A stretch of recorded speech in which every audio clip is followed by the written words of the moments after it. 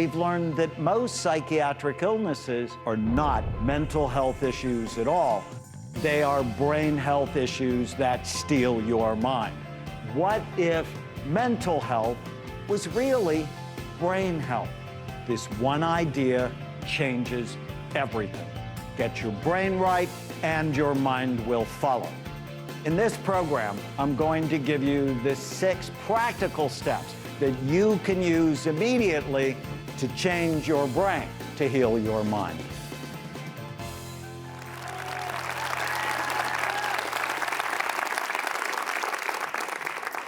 Today I'm going to share with you information from my new book, The End of Mental Illness, how neuroscience is transforming psychiatry and helping to prevent or reverse anxiety, depression, bipolar disorder, ADHD, addictions, PTSD, psychosis, and more. After sitting on the other side of the psychiatrist's couch for the last 40 years, I've come to realize that mental illness affects us all. Either you've personally struggled with one or you love someone who has. No one escapes. And the incidence of these problems is skyrocketing, with Alzheimer's disease expected to triple and the deaths from drugs, alcohol, and suicide at their highest levels in recorded history, despite the escalating use of psychiatric medications. Yet, we are on the threshold of a new revolution that will change mental health care forever. Based on our brain imaging work at Amen Clinics, with over 160,000 scans on patients from 120 countries, we've learned that most psychiatric illnesses are not mental health issues at all, but rather they are brain health issues that steal your mind. This one idea changes everything. Get your brain right and your mind will follow. This is one of the most exciting breakthroughs in medicine, because with a better brain always comes a better life. Your brain can have problems just like your heart can have problems. Yet most people who see cardiologists have never had a heart attack.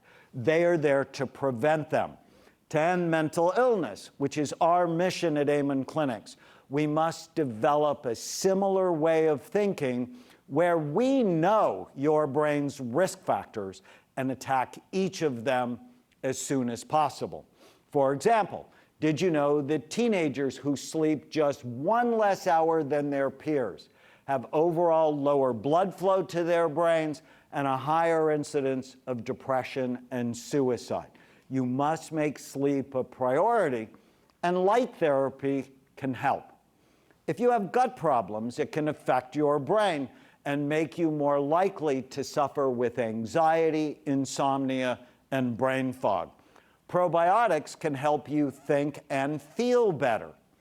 Did you know that Lyme disease can infect your brain and cause people to become angry, depressed, even psychotic?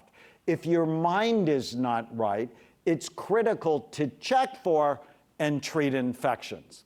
This program is dedicated to my 2 nieces, Alize and Amelie. They were born into a family genetically loaded for trouble, with multiple suicides, schizophrenia, drug abuse, anxiety, and depression. But genes only load the gun. It's what happens to you that pulls the trigger. Unfortunately, they were also raised in chaos, with parents who struggled with addictions, domestic violence, and depression.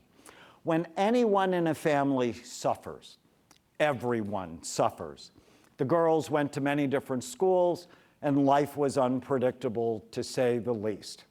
Then about 4 years ago, the girls still remember the terror they felt when they were taken by Child Protective Services and placed into foster care, where yet more traumas occurred. At the time, my wife Tana was estranged from her sister Tamara, the girl's mother. But when we found out the children were taken, we knew we must act. We wrapped services around Tamara, help her break her addiction, and on Mother's Day 2017, she got the kids back.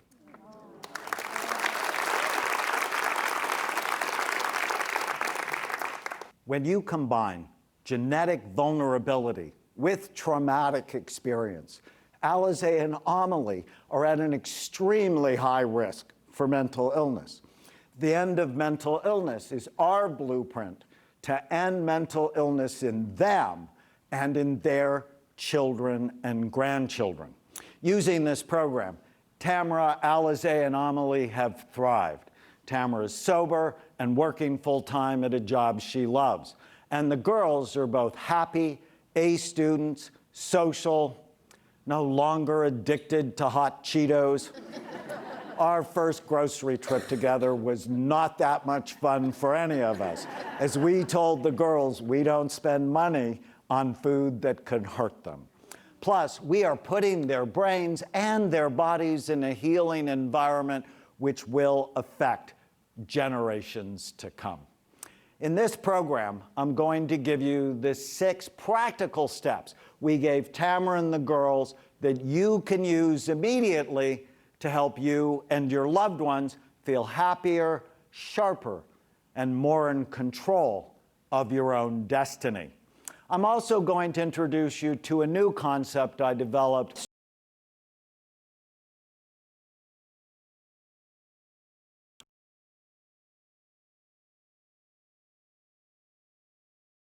called the good versus evil ruler.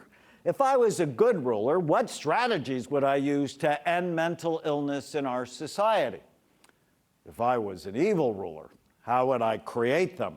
If we know how mental illnesses are created, we can develop strategies to prevent them. Pay attention to how many evil ruler strategies you recognize, because that's where we'll learn what is really causing the epidemic rise in ADHD, suicide, anxiety, and depression. For example, if I was an evil ruler, I'd create addictive social media apps that make everyone else's life look amazing, making you feel inadequate. The more time you spend on these apps, the more likely you are to be anxious, depressed, and overweight. If I was a good ruler, and here the symbol will be my wife Tana as a superhero, because mothers are the health leaders and superheroes in our families. If I was a good ruler, I'd create a nationwide brain health program and teach it in schools, churches, businesses, anywhere people gather. The end of mental illness begins with brain health. Step number 1, eliminate the term mental illness and call these issues what they really are: brain health issues that steal your mind. The term mental illness insidiously stains everyone diagnosed, making them less likely to seek help. You may be one of them. No one is shamed for cancer, diabetes, or heart disease. Likewise, no one should be shamed for bipolar disorder, depression, panic disorders, PTSD, and schizophrenia. Yet, if we do not lower the stigma for these disorders, many more people will suffer and die. Every 14 minutes in this country, someone commits suicide. It is the second leading cause of death among young people and has increased 33% since 1999, while cancer has declined 27%.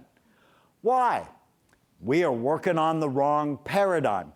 Mental illness places the emphasis on your psyche or your mind, which is vague and hard to define, when our brain imaging work has clearly shown these are brain health issues that steal your mind. Meet Jared. He was diagnosed with ADHD in preschool. He was hyperactive, restless, impulsive, and couldn't focus. He had no friends, and his 3rd grade teacher said he would never do well in school and told his parents to lower their expectations. He had a terrible temper, punched holes in walls, and was not invited to the parties of his classmates. He had seen 5 doctors and was prescribed 5 different stimulant medications for ADHD, but they all made him worse, triggering mood swings and rages. His behavior had gotten so bad that his last doctor wanted to put him on an antipsychotic medication, which I think is a last resort unless someone is truly psychotic. This is when his mother brought him to see us. Jared desperately wanted friends, and his mother wanted him to have a normal life. We decided to look at his brain with an imaging study called SPECT, which is a nuclear medicine study that looks at blood flow and activity. SPECT is different from CAT scans or MRI, which show the brain's structure. SPECT looks at how the brain functions and basically tells us three things about every area of the brain. Is it healthy, underactive, or overactive? The image on the left looks at the outside surface of the brain. A healthy scan shows full, even, symmetrical activity. In the image on the right, red shows the most active areas, which in a healthy scan is typically in the back bottom part of the brain. The outside surface of Jarrett's scan was healthy, but the inside showed dramatic hyperactivity in a pattern we call the ring of fire. No wonder stimulants didn't work. It was like pouring gasoline on a fire. On a group of natural supplements to calm his brain, which we'll discuss, together with parent training and brain-healthy habits, in just a few months, Jarrett's behavior improved, the rages stopped, and he was able to make friends. He's now been on the honor roll or dean's list for 8 straight years.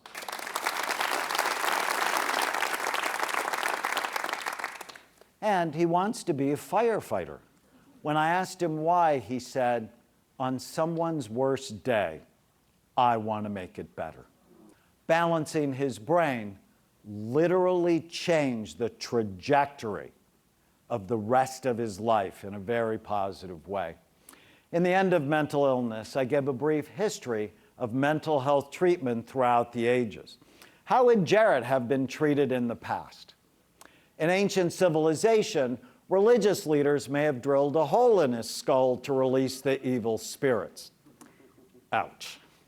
In 400 BC, Hippocrates would have had Jarrett exercise, listen to music, and focus on a job that fit his restless nature. I like that. But he also may have bled him to release the excessive fluids. I don't like that. In the Middle Ages, physicians may have locked Jarrett in an asylum where he would have been chained and beaten. In the 18th and 19th centuries, Jarrett may have been sterilized, if not killed, and his family placed under suspicion in the eugenics program, which was the precursor to Nazi atrocities. In the early 20th century, Freud may have had Jarrett lie on his couch 5 times a week to help him work out his internal conflicts and probably talk about his relationship with his mother. Why are mothers always blamed for everything? I'm a huge fan of psychotherapy once your brain works right. But doing it with a troubled brain is like doing software programming on a computer that has hardware problems. In the 1950s, Jarrett may have had a prefrontal lobotomy to calm the aggression that permanently damaged his personality. In the 1960s, he may have been given electroshock therapy. Not the kind of buzz he would like. And in the present, Jarrett saw many different doctors and had tried many different medications without anyone looking at his brain that only made him worse. Our brain imaging work completely changes the discussion around mental health for me because it directly connects the health of the brain to the health of your mind. Looking back on our history, it makes sense why no one really wants to see a psychiatrist. No one wants to be labeled as defective or abnormal, but everyone wants a better brain. What if mental health was really brain health? Reimagining mental health as brain health changes everything. People see their problems as medical and not moral. It decreases shame and guilt, and increases compliance because people want better brains. And it increases forgiveness and compassion from families as they realize there is more to difficult behavior than just a bad attitude. Step number 2, to end mental illness, you must fall in love with your brain. In 1991, when I first started doing SPECT, I scanned everyone I knew, including my 60-year-old mother, who had a stunningly beautiful brain, which reflected her life. I also scanned myself, but it was not healthy because I played football and had many bad brain habits. Seeing my mom's brain and then my own, I developed brain envy because I wanted her brain. Freud was wrong about the envy that causes emotional problems. He was about 3 feet too low. 25 years later, doing our program, my brain is younger and healthier, which is usually not what happens with age. The scans taught me that if I wanted to love my life, I had to start by loving my brain. Doug suffered from brain fog and fatigue. He had lived in a mold-filled home, grew up on a farm where he was exposed to a ton of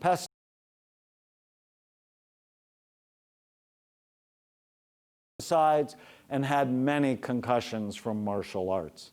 Here is a healthy scan compared to Doug's scan. He told me that seeing his scan was like seeing one of his children for the first time.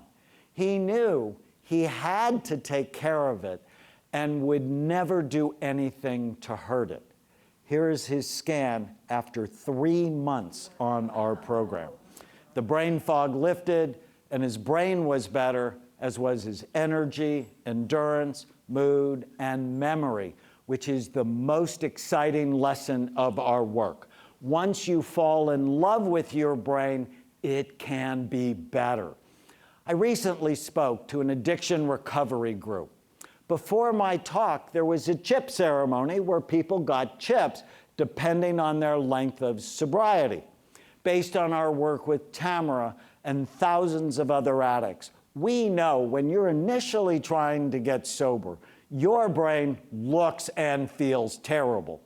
But over time, if you love your brain and stay away from things that hurt it, it can heal. Here is a patient beginning treatment after 4 months and a year sober. You are not stuck with the brain you have. You can make it better even if you've been bad to it. Neuroplasticity is possible for you and starts by falling in love with your brain. This is a picture of Tamara and the girls the night Tamara got her 1-year sobriety chip. I am so proud of her.